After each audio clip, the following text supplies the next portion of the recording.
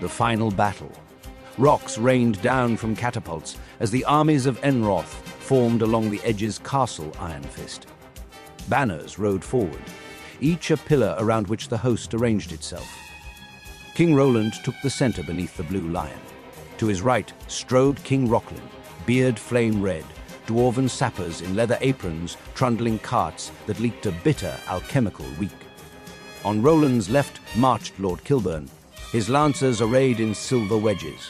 Behind them, Court Wizard Tanir traced sigils in the air that hung like warm lanterns against the cold. At the far flank, Lord Hart paced his crusaders with the steady malice of a smith, bringing a hammer down where it must. Overhead flew Vatorna, sitting in a war saddle lashed to the back of a giant rock. Phoenix flight spread behind her like a burning cloak. "By companies!" Roland called, voice cutting through the wind. "Me and the vanguard will commence a frontal assault. Vatorna, as our flight leader, will provide an aerial attack, and King Rocklin will lead our strike force from below." The horns answered. The ground shook under boots, hooves, and the stone footfalls of Titans striding in from the dunes, walking fortresses capped with iron crests. Phoenixes inflamed themselves. The world smelled of hot metal and pine. On the battlements, General Corlegon lifted a mailed hand. Black dragons peeled from the towers and dove. Manticores and warlocks streamed after them. Minotaurs clapped axes to their palms. Necromancers tipped braziers of grey coals that spilled heatless smoke. Vatorna pointed her spear. "To the roosts!" she cried, and her rock banked with the slow grace of a storm. Phoenixes shrieked, falling in disciplined pairs. Their flames licked the merlons.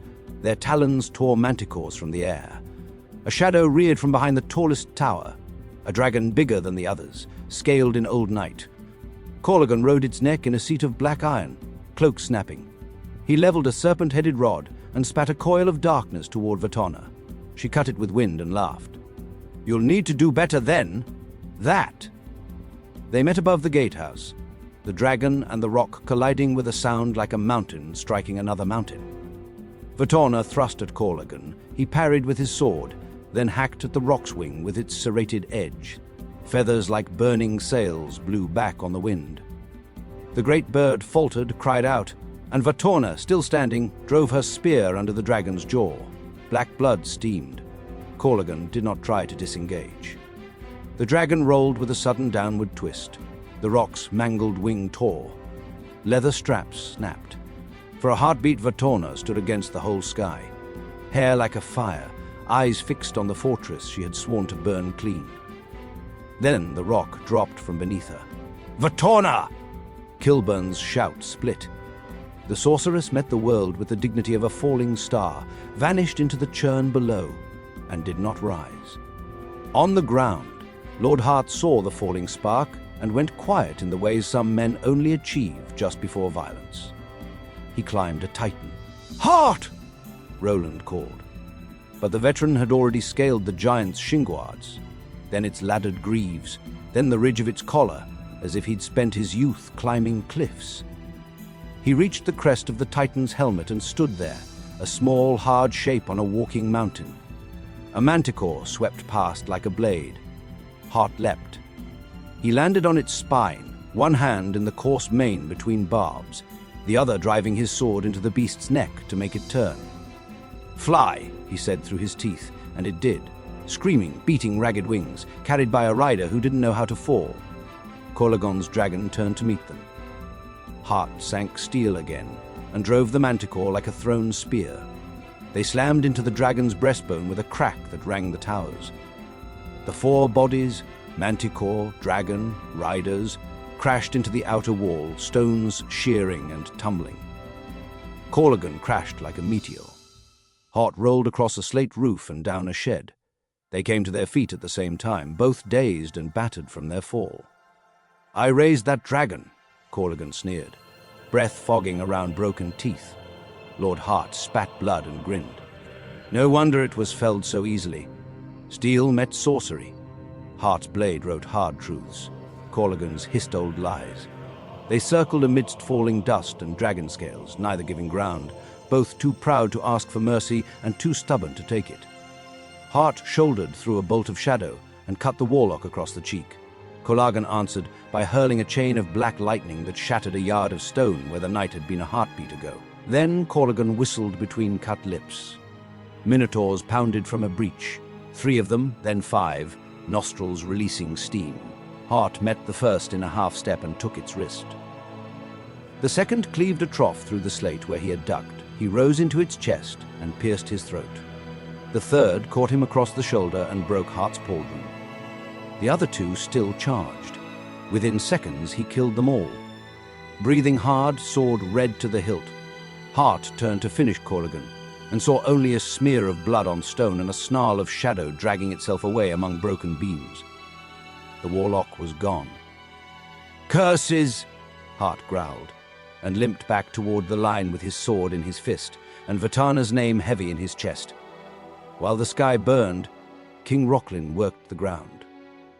Quiet and clever, he told his chosen band, clapping each shoulder in turn. Sir Ambrose, narrow-eyed, tugged at the strap of his shield. Sir Gallant rolled his wrist until the hilt settled just so. Sister Eliza slid vials into her sleeves, prayer already warming her breath. 8 human veterans and 6 dwarven sappers crowded close, faces blacked with soot, barrels of alchemical paste sloshing a waxy, pearled gleam. They moved beneath the fighting, through siege shadows and gullies clogged with old rubble, until they reached a cracked run of the outer curtain where frost had opened seams. Rocklin knelt, eased a stopper with a knife. "Paste," he murmured. Sappers smeared the joints. Eliza murmured a binding to keep the fumes from blinding them. Gallant counted heartbeats.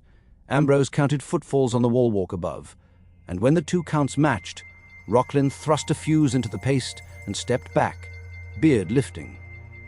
The wall exploded, its sound blending in with the siege above.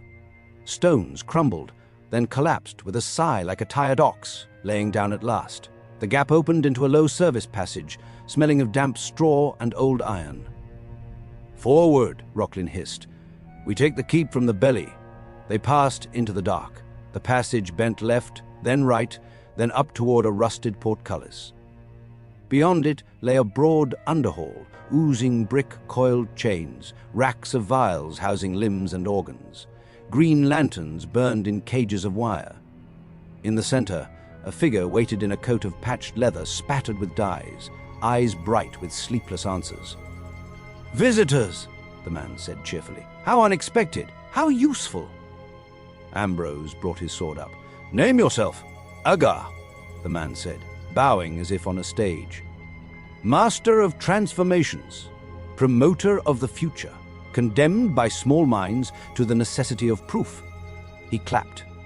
Iron shutters banged open along the walls. They came out one by one. Some were still shaped like men, though the angles had been redrawn, extra joints where joints had no business being, eyes like polished stones that drank the light, forearms ending in a nest of delicate metal digits that curled and clicked. Some were less men than proposals, rib cages laced with copper, throats spliced to glass, spines that rippled like lengths of chain. One thing walked on backward knees and purred. Another dragged a tail of segmented steel that scratched sparks from the floor. "My children, they've never had a chance to test their mettle against actual soldiers," Agar said, and stepped aside. The confident Ambrose moved first, straight in, shield hard, sword low, trusting Gallant to take his right, and the dwarves to hammer the enemy armor like a forge. The first creature broke against him in a flurry of whirring blades, broke, and then gathered itself like spilled beads and came again. Eliza threw a ward. A half-metal hand struck it and snapped 3 of her wards as if they were brittle sugar clumps.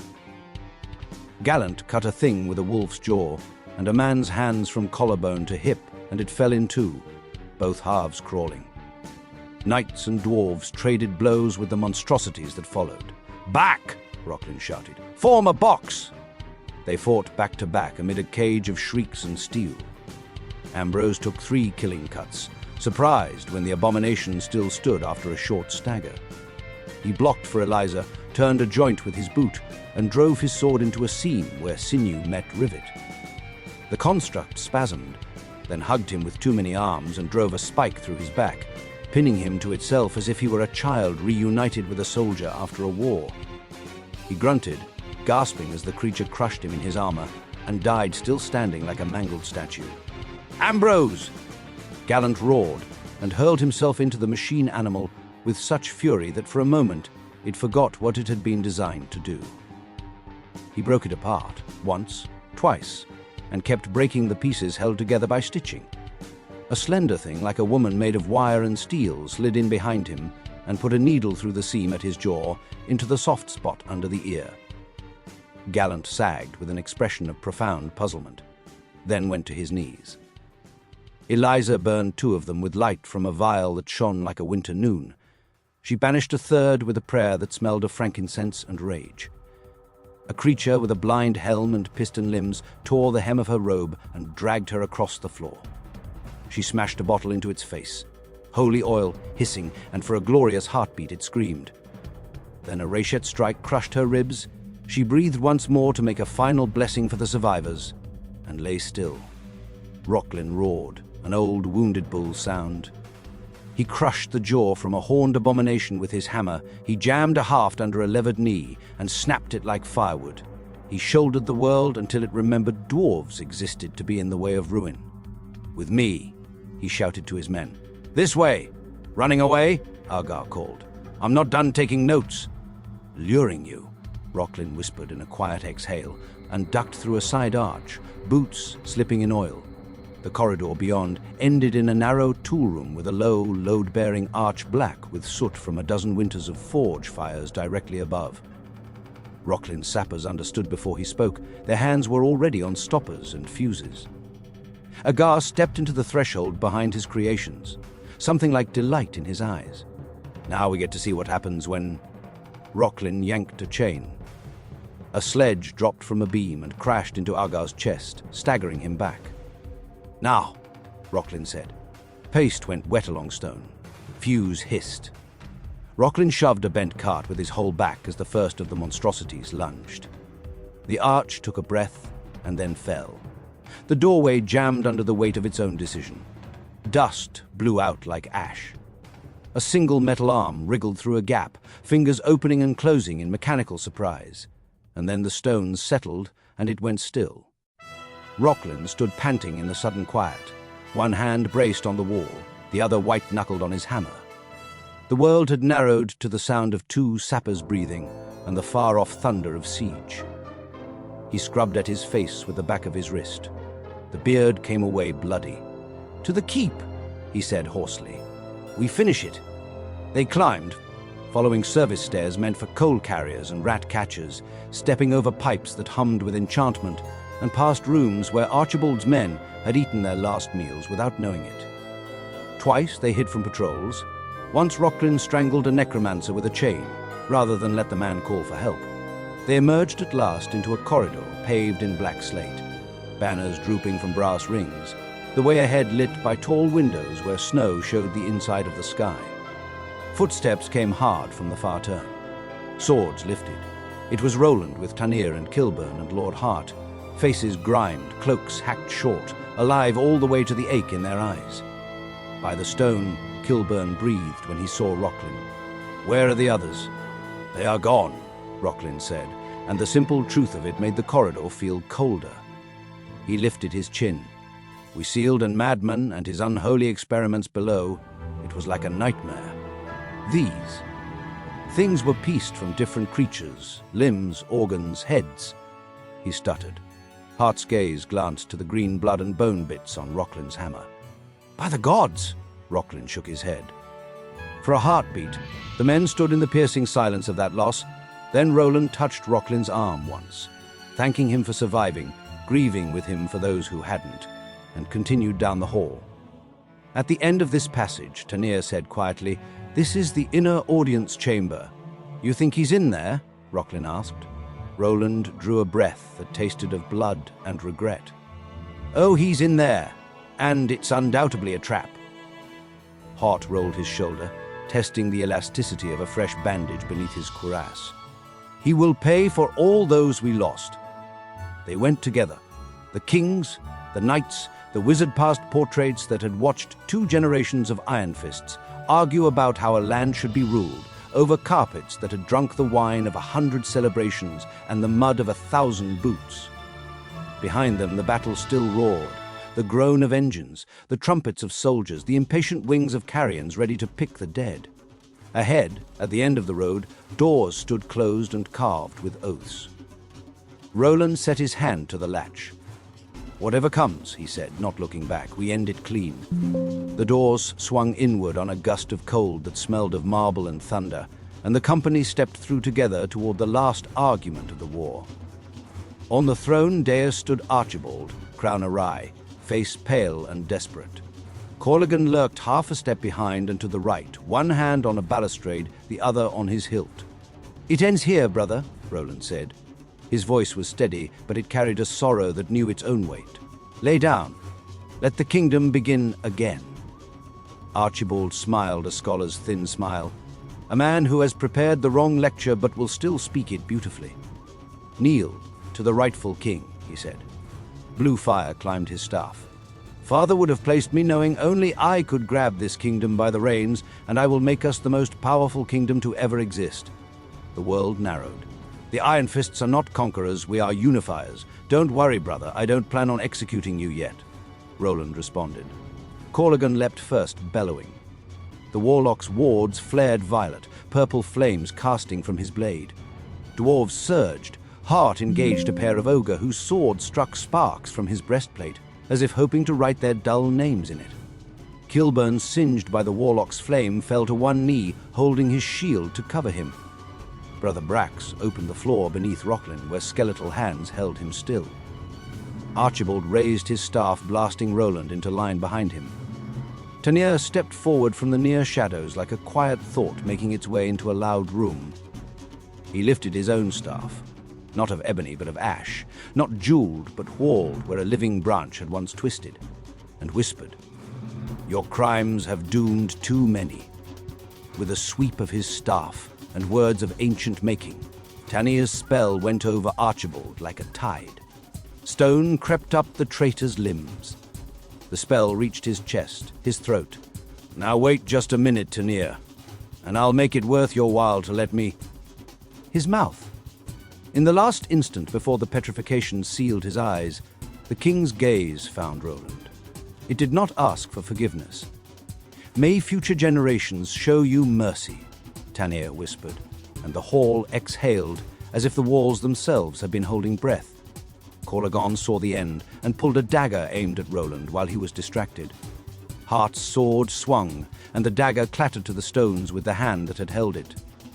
The warlock crumpled against the steps, his torso separated from his legs. In the corner, Brother Brax surrendered. He fell to his knees with Kilburn's sword at his neck. Outside, defenders threw down arms.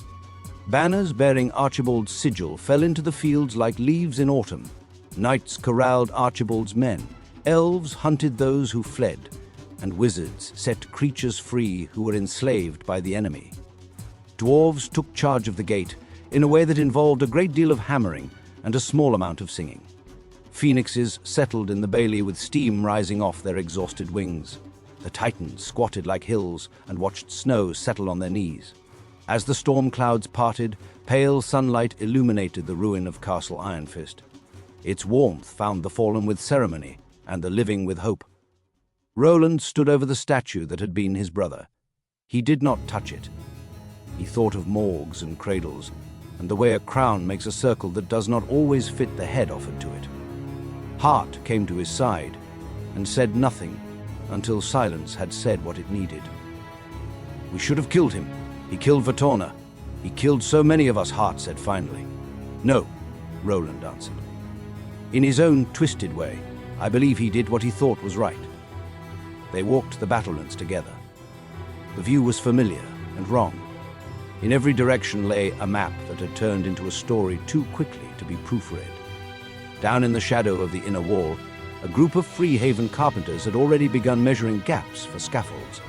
A pair of dwarves argued about which lintel would best withstand repentance. Fires appeared in the courtyards and along the roads leading back into the country. Men ate sitting on their heels and rubble. Scouts reported pockets of necromancers breaking toward the east. Kilburn led a party to destroy remaining forces who refused surrender. Tanir came to Roland with a cloth-wrapped object. He unfolded it to reveal a crown. I managed to free it from Archibald without damaging it or setting him free. A heavy golden crown of the Iron Fist line, forged in stern, angular bands and set with deep-colored gems, radiating both royal authority and unyielding strength. I investigated the lower dungeons and recovered the bodies of Sister Eliza. Sir Gallant and Sir Ambrose Tanir said. I saw no sign of this. Agar that King Rocklin spoke of, but a few of his abominations were crushed under rubble. Roland took the crown but did not lift it. There will be ceremonies, he said. There will be words, but I fear my father's armor is too big for me to fill. Tanir smiled the way a careful man smiles at a candle he is about to blow out. Few of us can fill our father's armor. Sometimes we must forge our own destinies. They went down to the great hall again where the statue stood, and the air felt neither like victory nor like grief, but like both and something else besides. Rocklin arrived with a mug he insisted was tea, and which plainly was not. Roland put his hand on Hart's shoulder. I need my brother put in the library. We don't need a reminder in the throne room, he ordered. Tomorrow, Tanir said, we begin to be a proper kingdom again. Tonight, Roland answered, we rest. Gods, I'm tired. He set the Iron Fist crown on the table. He did not put it on. At dawn, sunlight found Castle Iron Fist changed in the only way that matters. Men were sweeping the courtyard. A boy with a bent ear sat on a step eating an apple he had stolen and would never be punished for. Roland walked the keep one more time before the proclamations. In the long gallery, he paused before a window where dirt had traced ferns along the lead. Tanir joined him, then Hart. None of them spoke. The world, having tried very hard to end, had decided to continue. The succession wars had ended. Peace, fragile but dearly bought, dawned over Enroth with a light that did not promise miracles and did not need to. The kingdom stood, changed, chastened, alive. And on a high dais in a hall colder than it would be tomorrow, two brothers faced one another for the last time, one breathing, one stone, both having taught their people one final lesson. Roland bowed his head once, not to the statue, but to the memory of the boy who had laughed at the yard's first snowfall, the brother who'd help him with his schoolwork, and the friend that secretly sabotaged anyone who cursed Roland's name. Then he turned to the doorway where people waited and cheered, awaiting their new king. Well, brother, he sighed, it appears there is work to be done. Epilogue. Following the bitter close of the succession wars, when the smoke of brothers' blood had scarcely lifted from the hills of Enroth, Roland Iron Fist received an unexpected offer from King Nicholas Griffinheart of Arathia. The king proposed a union not merely of crowns, but of hearts. Roland was to wed his daughter, Catherine Griehonhart, on a crisp spring morning. Catherine arrived at Castle Iron Fist with a procession of knights, banners of the Griffinheart crest fluttering beside the Iron Fist lion. She descended from her carriage clad in royal blue and silver, green eyes paired with curly long red hair, fierce and regal. At the gates, Roland welcomed her with a solemn vow to protect their people and uphold the legacies of both their fathers. In a grand ceremony attended by lords, knights, dwarves, and even elves, Roland and Catherine were wed beneath banners bearing the combined crests of Enroth and Arathia. Their hands clasped in the oath of union, they pledged to rule side by side in the land of Enroth. From that day forward, Queen Catherine moved into Castle Iron Fist, where together with Roland she oversaw the rebuilding of Enroth. Their combined courts worked to restore order and prosperity across the war-torn land, issuing decrees that rebuilt villages, secured borders, and established trade routes that would enrich both Enroth and Arathia. Their marriage was not one of convenience alone. In Catherine's presence, Roland rediscovered something long buried beneath steel and siege engines, hope. And when their son Nikolai was born, that hope took flesh. The castle halls, once echoing with war councils, now rang with laughter. Roland would stand at the battlements at dusk, watching the sun sink into the western sea, believing at last that fate had granted him peace.